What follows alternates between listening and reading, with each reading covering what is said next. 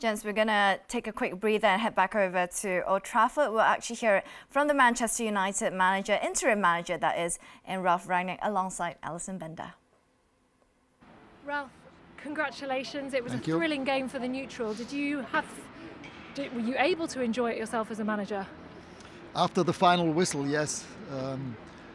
Yeah, very intense game. I think we played really well in the first half in possession of the ball.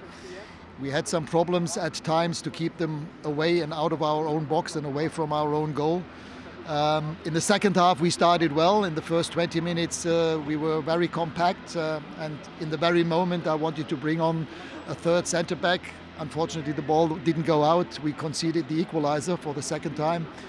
And then we had to change the game plan again. I decided to bring on Edinson Cavani as a second striker. And we scored the third one and then had enough time during the celebrations for the third goal to make that substitution once again. It was a Cristiano Ronaldo masterclass, absolutely phenomenal from him. But at 2-2, he looked so fired up. It seemed to bring out the best in him. Do you think? Yeah, today was by far the best performance, at least since I arrived. The same was true in training on Thursday. That's why I decided to play him, although he had been out for a week in training. He confirmed that performance today. Not only 3 goals, but also his overall performance, his work rate, the way that he also took part defensively, and how he tried to help the team when Tottenham was in possession of the ball. So far, the best performance, at least since I arrived. And a very fitting performance that he's now the all-time leading scorer on 807 goals. You said in your press conference you wanted to give Marcus Rashford an opportunity to show that he can do on the pitch what he does in training. What did you make of his performance today? I know you had to take him off after an hour. Yeah, I think he did well. He was involved in his defensive work. He had some good moments in possession of the ball. I think that was a good performance by him, but after 60 minutes I just decided to bring fresh legs and a fast winger with Anthony Elanga. And you had a lot of problems today in forced changes, and some tactical changes. But how important was it in the end to get those points for the race for the top 4? Highly important. We knew that we had to win. That's why we took all the risk and even bring on a second striker. So in the last 10-15 minutes we even played with 4 strikers, quite like against West Ham. And in the end we were rewarded for that. Thank you, Ralf. Thank you. Ralf Rangnick with Alison Bender. He thought Marcus Rashford had a good performance here today. Gary, do you share the same sentiments? I've seen him play a lot better, for sure. And let's be honest, if he's had a good game, as his manager just said, why is he taking him off after 60 minutes? Okay, he said he wanted fresh legs on there, but I'm thinking a fully fit Marcus Rashford playing at his very best, you know, he can do it for 90 minutes, can't he? So I would suggest that Rashford's performance today is still not where it needs to be, and it's still not where he's capable of being. I think, you know, you have to give him time to get through this phase. You know, people have talked about Rashford, you know, he's been too involved with, you know, the great work that he's done for children and lunches, etc., and arguably fighting the government to achieve that, and that he's lost his focus on football a little bit. I don't buy that one at all. I think this is just Marcus Rashford going through a difficult period in his career, performance-wise, that he'll come through, because undoubtedly he is a great talent, and we'll see a much better Rashford in the future than we saw today. He doesn't look particularly physically tired, Roy, but he looks mentally out of it. Yeah, mentally tiredness, it doesn't show as much, like, but believe me, when your mental tiredness takes over, it's very hard to get back, like, and Rashford's just going through one of those periods at the moment, and as Gary said there, he's got a very good young talent, and he will get through this period. And for me personally, for a young player coming through the ranks really quickly at Manchester United, he's been at the top and now he's at the bottom at the moment, and this is football. One day on the high, you're on cloud 9, the other day you're at rock bottom, and coaches around him are going to help him to get through that. And today, as we talked about, he came off after 60 minutes. It's a young player taken off after 60 minutes. When he used to play the first couple of seasons, when he first broke into United, he was running for 90 odd minutes for the whole game, and there's definitely something happening at the moment. So hopefully Rashford can get through that and get back to his best like he was before.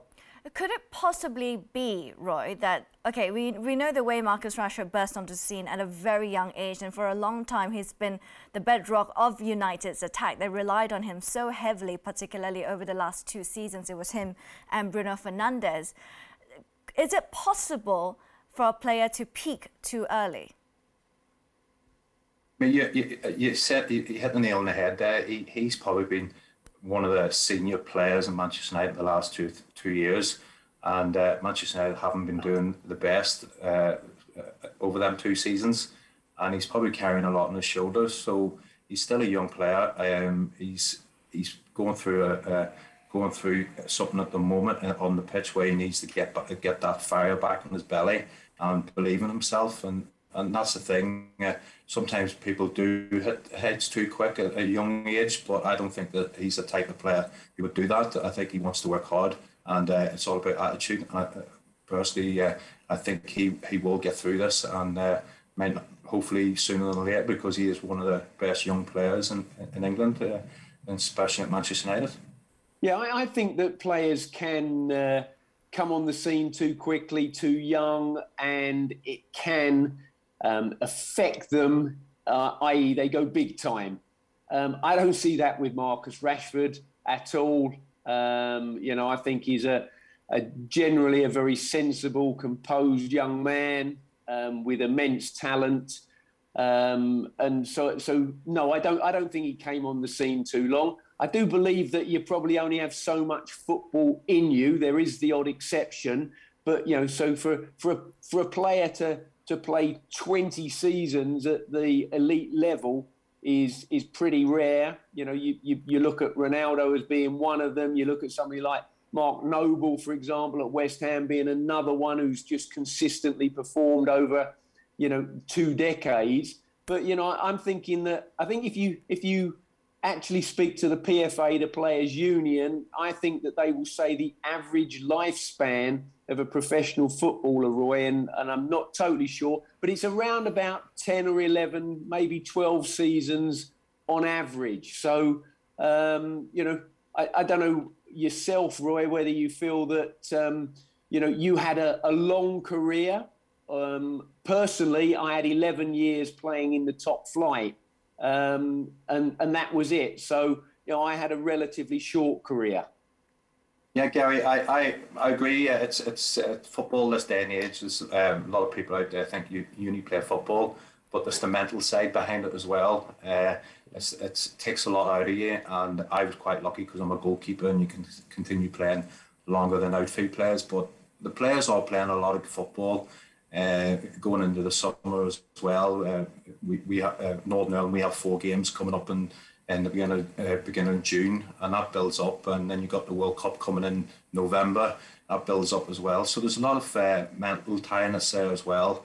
People out there might laugh at me talking about mental health issues in football. It's massive out there, and players do go through problems like that there. So you don't know what's happening with young players coming through the systems now at the moment. But for me, it's all about enjoying the game as much as you can, because if you lose that love of football, it's hard to get back. And I played till I was 42 over here in Northern Ireland, you know what I mean, in Irish League football, and I breathe it. I wake up in the morning, look on my phone, see who's playing football, and I just love the game, and I enjoy every minute of it. And Rashford is one of those young players who does enjoy football, but at the moment it's not there at the moment for him. But it will definitely get back, because he's a type of young player who wants to be the best in the world.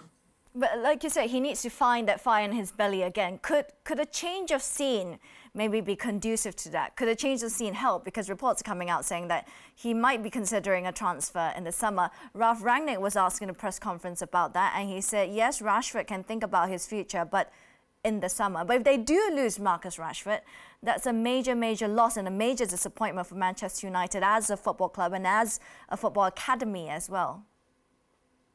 Yeah, players do sometimes move on and get a new lease of life, but you leave in Manchester United, okay, they haven't performed over quite a few years now, but it's the support that they have around the world. They could have it end up with a new manager in the summer, so things might change then. But Rashford, like he's a player at Manchester United. He's been there as a young lad, and he's through and through Manchester United fan. But you don't know what the player's thinking. They might decide, who knows, to move on to somewhere else and make him a new lease of life. But that's football. Everybody moves on. The club's there forever. Players do move on, and that's the way football's like.